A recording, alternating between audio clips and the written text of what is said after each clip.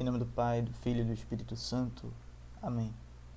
Inspirai, Senhor, as nossas ações e ajudai-nos a realizá-las, para que em vós comece, para vós termine, tudo aquilo que fizermos. Por Cristo nosso Senhor. Amém. Santa Maria, Mãe de Deus, rogai por nós. Então, meus queridos irmãos e irmãs, paroquianos de Nossa Senhora do Ó, e também todos aqueles que acompanham nossa Escola da Fé virtual, é com muita alegria que hoje nós começamos uma série de vídeos. Toda semana haverá um vídeo, como é de costume, falando especialmente sobre as Sagradas Escrituras, já que aqui no Brasil nós celebramos este mês com maior dignidade, digamos assim, com maior reserva às Sagradas Escrituras. É o mês da Bíblia. Então nós, nesse vídeo de hoje, faremos uma pequena introdução sobre as Sagradas Escrituras e nos demais vamos destrinchando um pouco mais. Também falar um pouco, talvez lá no último vídeo, com um destaque mais especial, sobre o livro que a CNBB nos propõe para que estudemos e falemos um pouco melhor sobre ele, que é o livro do Deuteronômio. Então, vamos começar esse vídeo falando um pouquinho sobre as Sagradas Escrituras. Em primeiro lugar, para nós que somos cristãos católicos, qual a importância das Sagradas Escrituras? E desde já é máxima. As Sagradas Escrituras têm um papel importantíssimo na nossa fé. É por ela, na verdade, é pela Igreja que nos é transmitida toda a fé. Então, em primeiro lugar, nós devemos nos lembrar sempre que a Bíblia, as Sagradas Escrituras, tanto o Antigo quanto o Novo Testamento, vem da Igreja e não o contrário.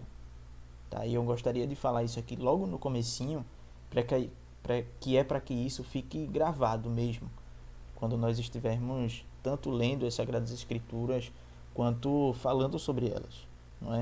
Não é a Bíblia que vem da Igreja. Melhor, não é a Igreja que vem da Bíblia. É a Bíblia que vem da Igreja. Então, e aqui a gente já desmistifica, já apaga aquela crendice que há ainda na cabeça de muitos católicos, de que nós devemos prestar atenção só naquilo que a Bíblia diz. É claro, o que a Bíblia nos traz é óbvio, é importantíssimo, é revelação de Deus. É Deus que se revela pelas Escrituras de forma escrita. Mas nós temos também outras duas formas de revelação, que são a tradição oral, como São Paulo fala em uma de suas cartas, São Pedro diz assim: irmãos, aquilo que vos escrevemos de forma escrita também deve ser dado importância, também a mesma importância daquilo que vos falamos oralmente.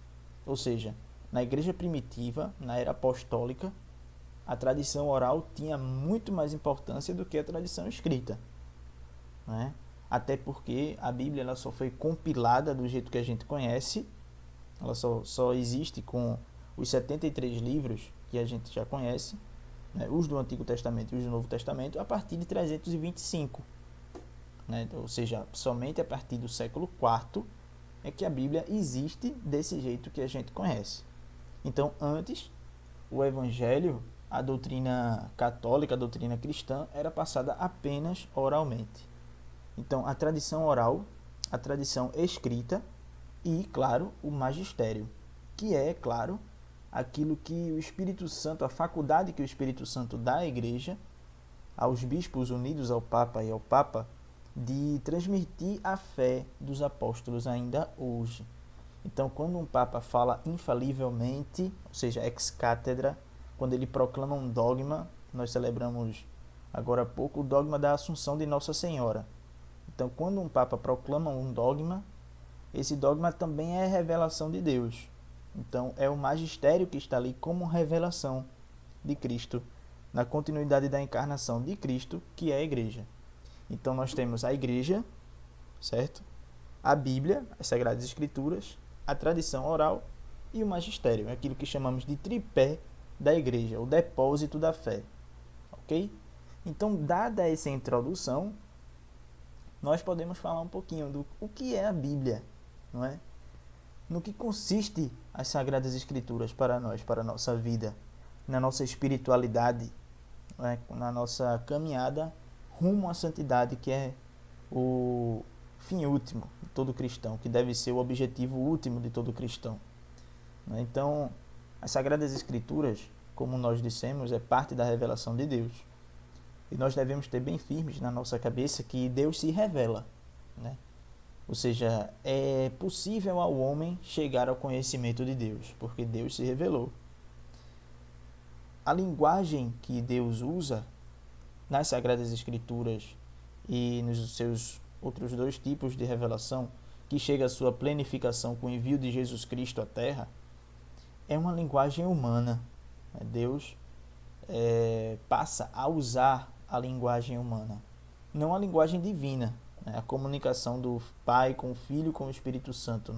Essa linguagem nós não entenderíamos, mas Deus passa a usar uma linguagem humana para que nós o conheçamos e sejamos salvos, ou seja, justificados dos nossos pecados.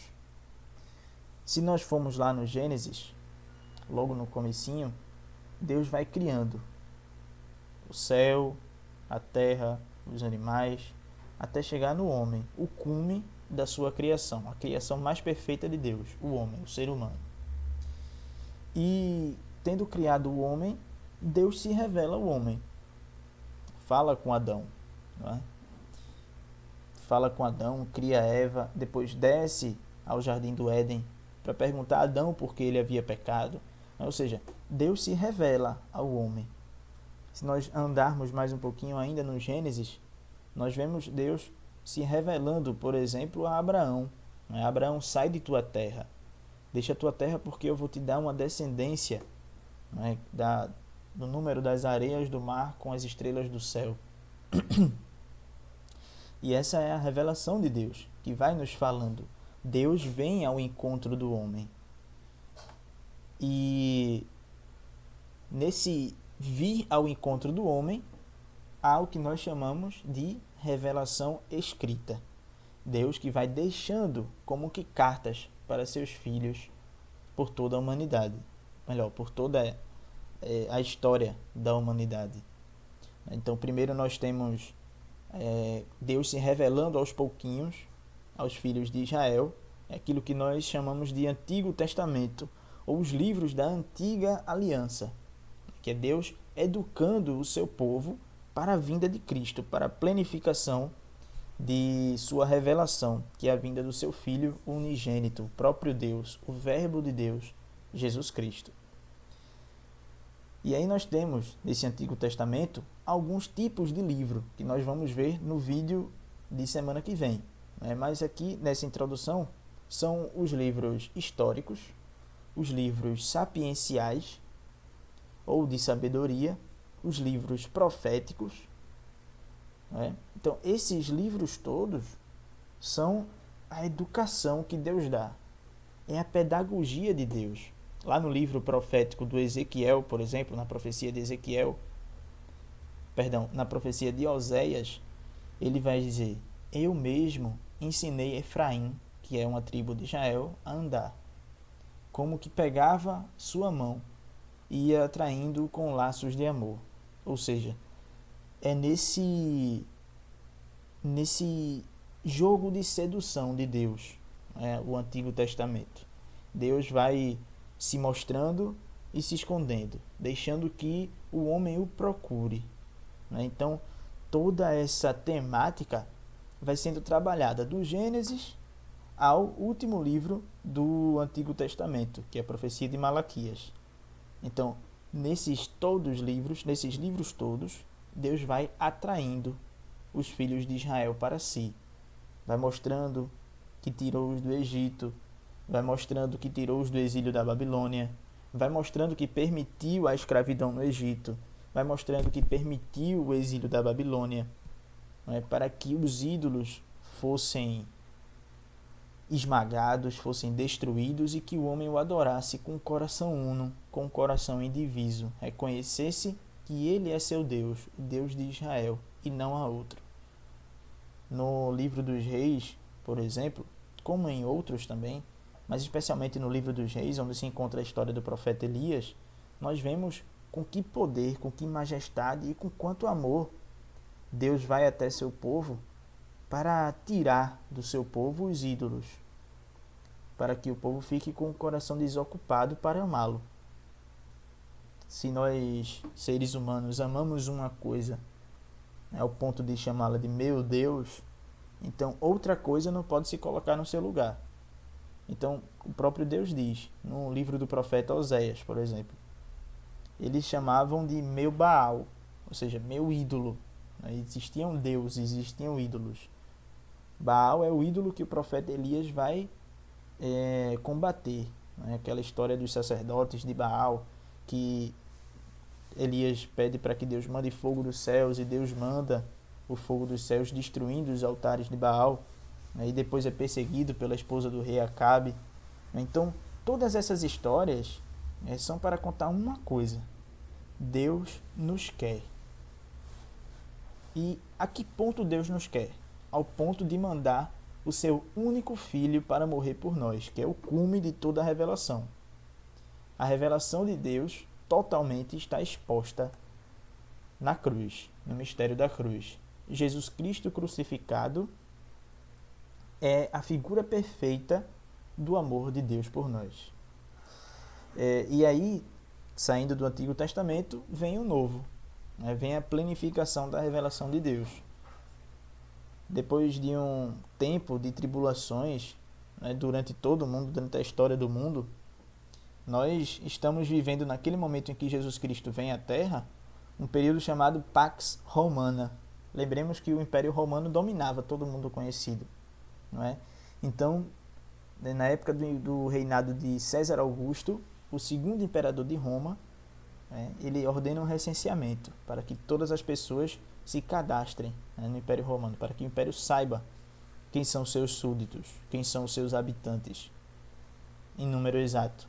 E aí o mundo estava em grande paz, e Cristo vem nesse tempo, na plenitude dos tempos, quando nós podemos dizer assim. O mundo nunca esteve por tão grande tempo, espaço de tempo em paz, sem guerras, sem confusões,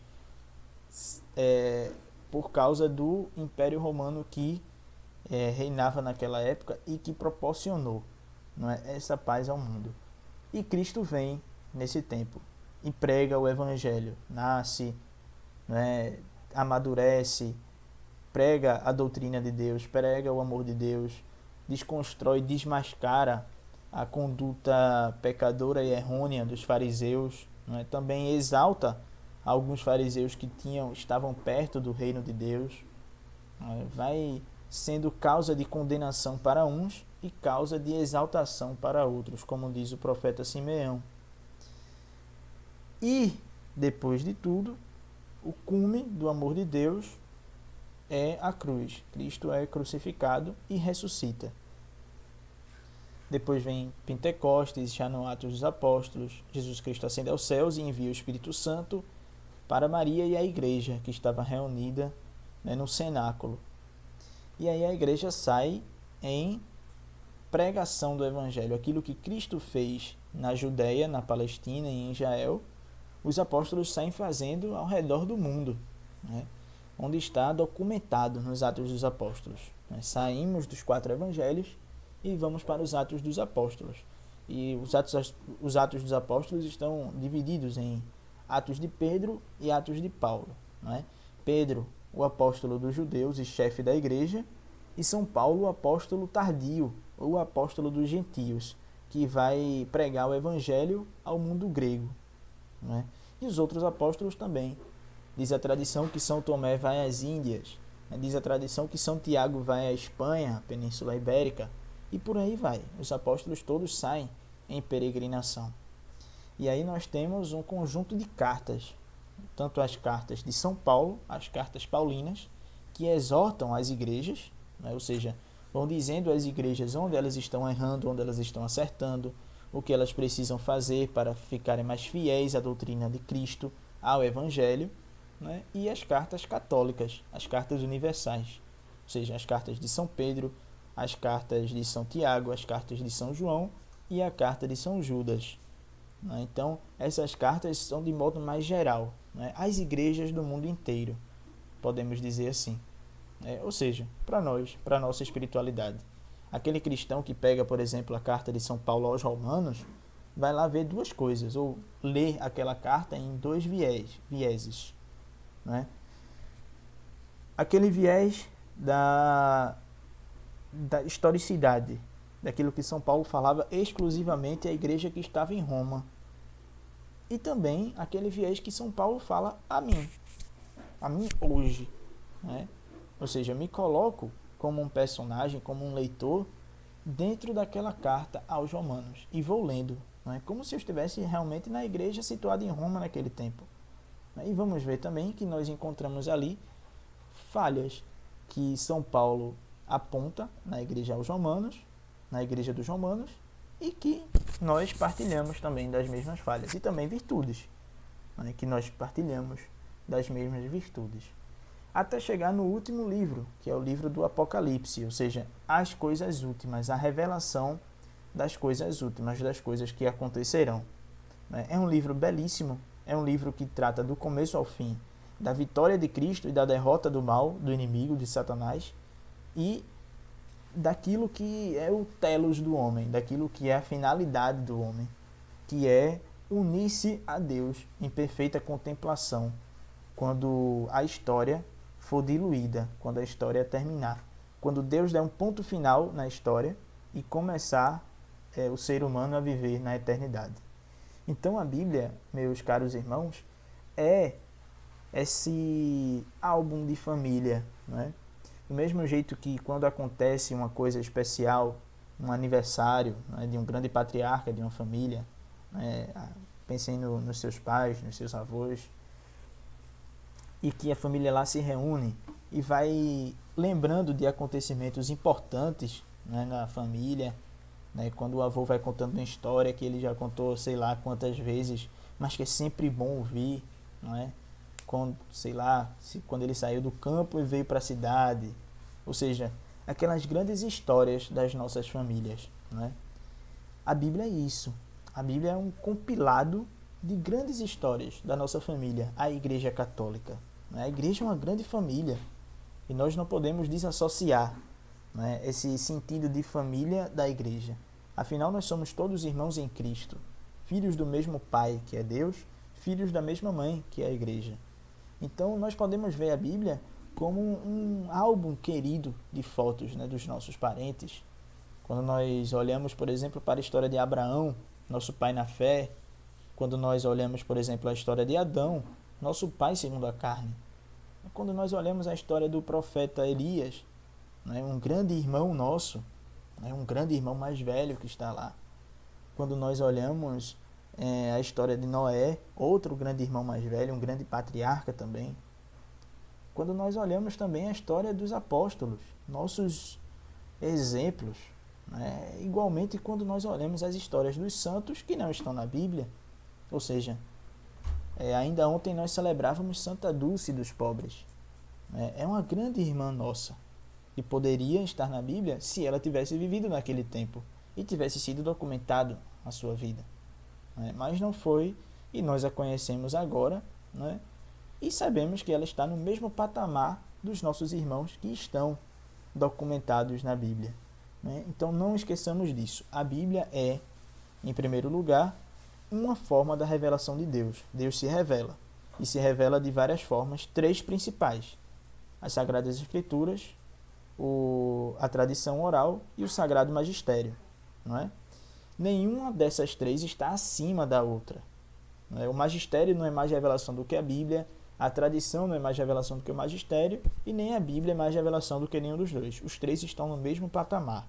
São revelações de Deus, ou melhor, é a mesma revelação de Deus na sua igreja, a Igreja Católica. Então, olhemos para a Bíblia com esse espírito, né, espírito de família, onde vamos encontrar ali as grandes histórias da nossa família ao longo de toda a história da humanidade. E nos aprofundemos, meus irmãos e irmãs, ao longo deste mês, naquilo que vamos celebrar com mais veemência, com mais destaque, que é as Sagradas Escrituras. A vossa proteção recorremos, Santa Mãe de Deus. Não desprezeis as nossas súplicas em nossas necessidades, mas livrai-nos sempre de todos os perigos. Ó Virgem gloriosa e bendita. Rogai por nós, Santa Mãe de Deus, para que sejamos dignos das promessas de Cristo. Então, um bom restinho de domingo, uma boa semana a todos e até semana que vem. Um abraço. Fiquem com Deus.